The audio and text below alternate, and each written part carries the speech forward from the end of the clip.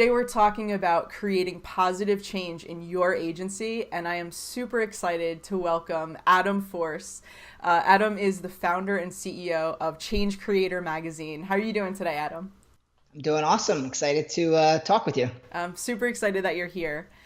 So tell us a little bit about the story. Like, talk about Change Creator Magazine, why you felt the need to launch it, like, what happened?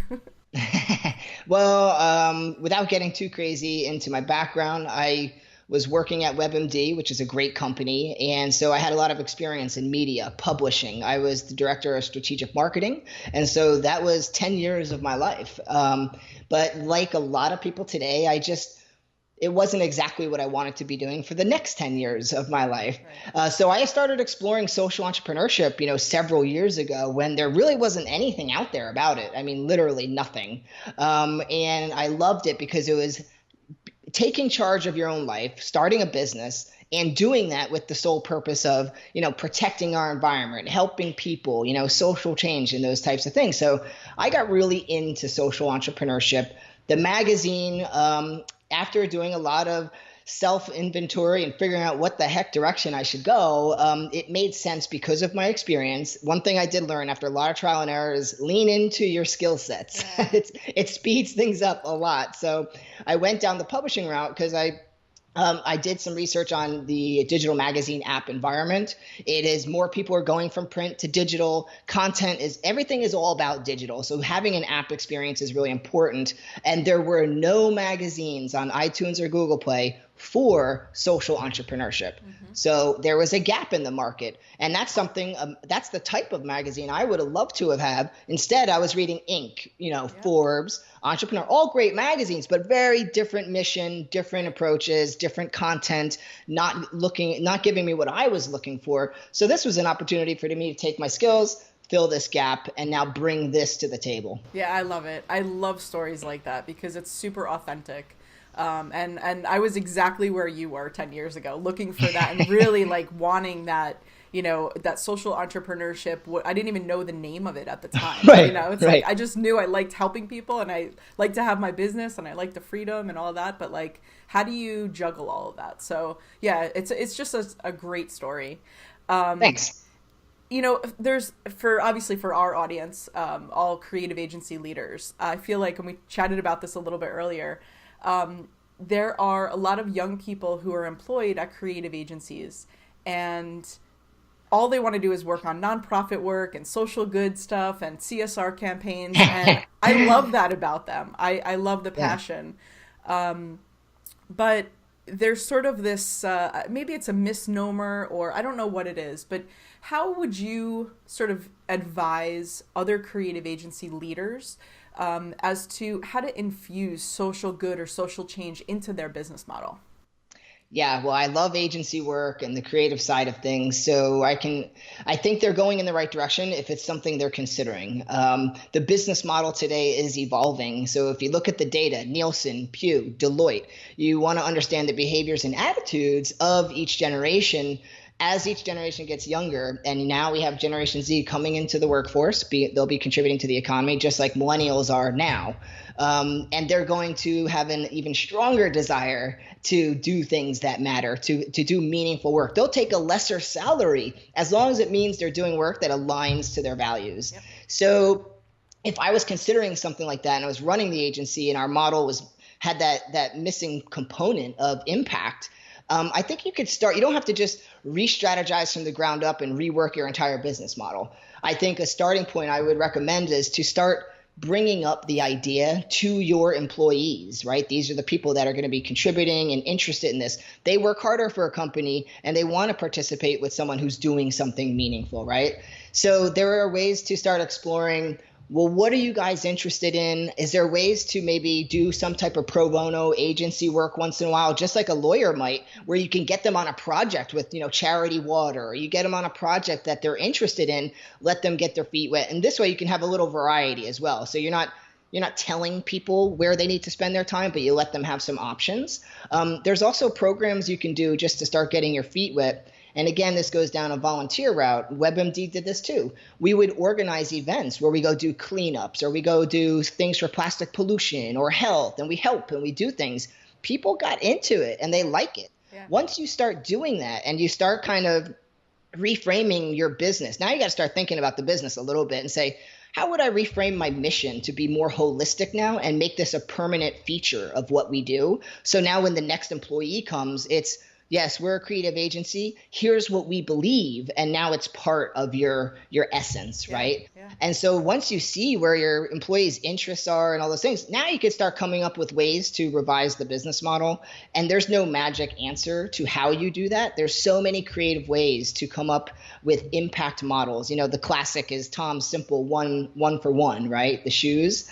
But I recently interviewed someone from Divona, which is a perfume company. They do cruelty-free perfume. However, they also help women who have been abused and been through very difficult situations by sending them care packages. So for every product they sell, they take $2 and it gets distributed to social enterprises that have other products and to nonprofit partners who help with distribution of those care packages. So they take the money, they create care packages, and they have all these partners now. So they're not only giving these women these care packages, but they're supporting the other social enterprises and they're supporting the other nonprofits. Yeah. So there's creative models like that as well. And I think you just have to start looking at what's important to you and your company and then find creative ways to leverage the skills and expertise your company and what you're about to contribute to those things. Yeah, and I couldn't agree more that it's really got to start with the employees and what their own personal passions are, because otherwise you're just kind of pulling something from midair and it just doesn't feel as authentic.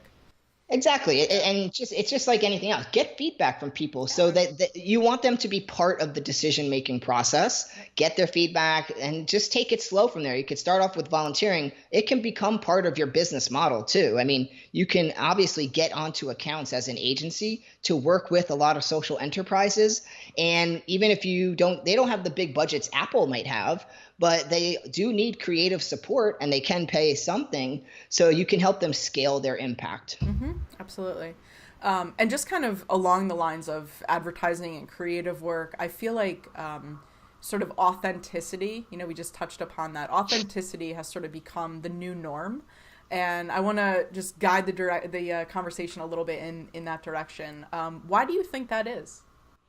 Well, because we're bombarded every day with a lot of junk, right? So over the years, obviously people are, especially with the internet now, there's so much stuff coming out and everyone's trying to get your attention all day long. And then you go and you look at something you look at a vacuum cleaner and next thing you know, you're on another website and it's following you all over the place, right? So no matter where you are on your device or even driving down the highway, you're getting advertising. And a lot of it was people putting on gimmicks, so as soon as someone sees something, especially the millennial generation, red flag, they're out. Like that's it. They don't want to hear it. The authenticity is breaking through the clutter now, and it's an interesting a trend, I want to say, maybe for 2018. And it's not that you want to try to, in my mind, create authenticity. Right. It should be a natural thing that can occur because of an idea that you believe in. If you believe, so here's what I'm trying to say. Here's an example. Do you know Russell Brunson? Oh yeah. He's a marketing expert. I interviewed him and chatted with him. And in his book, he says one common characteristic of successful people who create movements is they are charismatic. And I start wondering, well, so if you're charismatic, it's because you really believe in your idea. And if you really believe in your idea, you're going to speak about it authentically. Mm-hmm. So you want to have something that you're really passionate about because that will naturally come out. And you shouldn't always try to put on a show. You should be willing to be vulnerable. So I think that's a key part of authenticity is vulnerability. For sure. And if you're willing to open up, be vulnerable, show people really it's not just about you eating Cheetos on the couch and saying, hey, I'm the founder of this agency. It's speaking from your heart. It's getting people to understand why you're doing what you're doing, why it's important. And that authenticity will come through, especially if it's an idea that you really believe in. Right.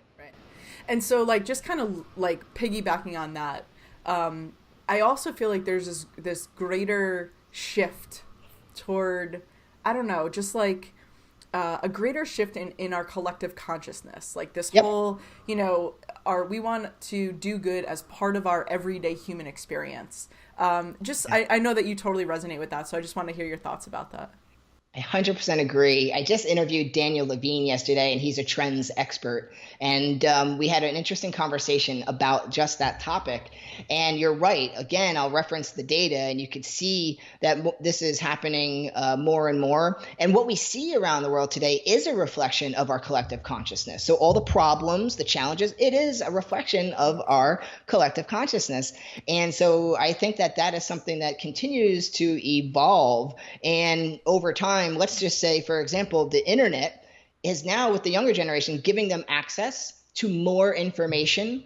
And that allows your empathy to reach further around the world, not just your local community anymore. Now I know what's going on in China. I know what's going on. I see the videos. I see the bad things, the good things. And as that empathy reaches further, people want to help. They want to make it better. And because of that, I think you're seeing a growing movement and transition into this mindset of, I don't want to just get a job anymore. I don't want to just go to university and be a job seeker. We interviewed Muhammad Yunus, and he said, you could be a job seeker or a job creator, but the idea is to be self-directed. And I like to say you're learning to survive again, because now you have to learn how to make money. Listen, there's going to be automation coming on around the world. So get ready, because it's going to get harder to find a job. And when that happens, you better know how to survive on your own. How do you make money? How do you take advantage of this amazing internet and online marketing and business and all these things? So I think at the end of the day, that's a big movement, and you're spot on. And that's what's going to be happening as more and more people become conscious.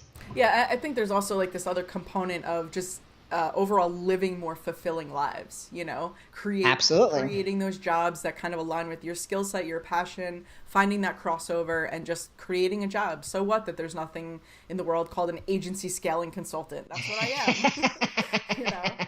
But that's it. You're doing it. That's exciting. You're carving out your own thing. And when you're self-directed, it's because you're not doing what's normal, what's traditional, what's conventional. You're doing what you do. You do you, right? And your business is a reflection of who you are. Yep. Just like Change Creator is a reflection of who I am as well. And I think you're going to see more of that. And it'll be better as Generation Z comes in. They don't all have to be entrepreneurs. They can get on board with someone who shares their values. Right. Yeah, I hooked you up with Rachel Renock from recently. Yes. And like that's the same type of thing. I mean, it's an organization. It's like a platform where people who want to do meaningful work in the digital space, they can come and be matched up with nonprofits who need their services. I mean, awesome. And that's a total reflection of who she is. Absolutely. Yeah. We did end up connecting. So she's very cool, and I love the business that she's running. Yeah, for sure. So tell us what's next for the magazine. How do we access it? How do we contribute? What's the whole lowdown? So it is on iTunes and Google Play, but based on our user feedback, we did move over to a new app. So I'm a big user experience person. So you can get it right from our website now. You could subscribe. And we'll do a special offer for your audience. I'll send that to you, and we can get them set up with a free subscription. Okay. That's awesome. And I'll actually post that in the show notes for everybody. Perfect. Yeah, we'll do. We'll have to come up with all they need is just a quick sign up, and they're good to go to read it. So then, based on the transition we made, you can read it on desktop or mobile, any device, and it's all responsive now, so it's very easy to read on your mobile phone. And actually, we're adding a new feature starting this next magazine is coming out next week, and it's with Nobel Peace Prize winner Dr. Muhammad Yunus. And we're going to have the feature articles with audio now. So if you don't have time to sit and read it, you can listen to the article as a narration as well. Fantastic. Adam, thank you so much for being on the show today. I really appreciate it, and super excited for people to learn about Change Creator. I appreciate you having me. Thank you.